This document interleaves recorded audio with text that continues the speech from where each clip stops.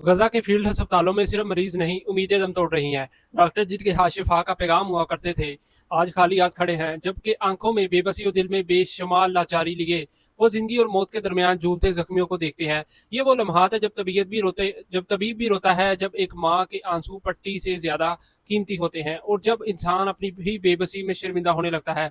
मैं 36 घंटों में 250 लाशें, 250 ख्वाब, 250 खानदान, 250 दुनियाएं मलबे में दफन हो गए, और अब भी 120 इंसान कहीं नीचे मलबे के अंधेरे में जिंदगी की आखिरी रमक के लिए मदद के मुंतजिर हैं, मगर उन तक पहुंचने वाला कोई नहीं। शायद वो भी अब खामोशी का हिस्सा बन जाएंगे। इस खामोशी का जो मारे मुजरमाना सकूत से जन्म लेती है। अस्पतालों में ना दवा है, ना पट्टी, ना ऑक्सीजन, ना पीने का साफ पानी, सिर्फ चीखें हैं, खून है और मौत की दस्तक। हर जख्मी को यूं देखा जाता है जैसे वो आखिरी हो, क्योंकि किसी एक को बचाने का मतलब किसी दूसरे को मरने देना है। इंतखाब करना पड़ता है, और ये इंतखाब जिंदगी के खिलाफ सबसे बड़ा जुर्म होता है।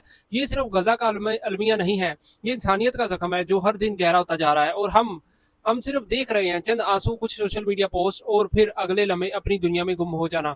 मगर याद रखें, खामोशी सिर्फ बुजरी नहीं होती, ये शिर्क जुर्म भी होती है। अगर हमने अपनी आवाज ना उठाई, अगर हमने इस जुल्म के खिलाफ ना खड़े हुए, तो तारीख हमें जालिमों के साथ खड़ा लिखेगी। गजा का नोहा सिर्फ एक खता नहीं, ये पूरी इंसानियत की चीख है।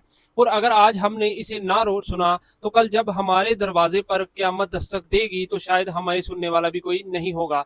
गजा की गलियों में बहता खून हम सब के जमीर पर सवालिया निशान है।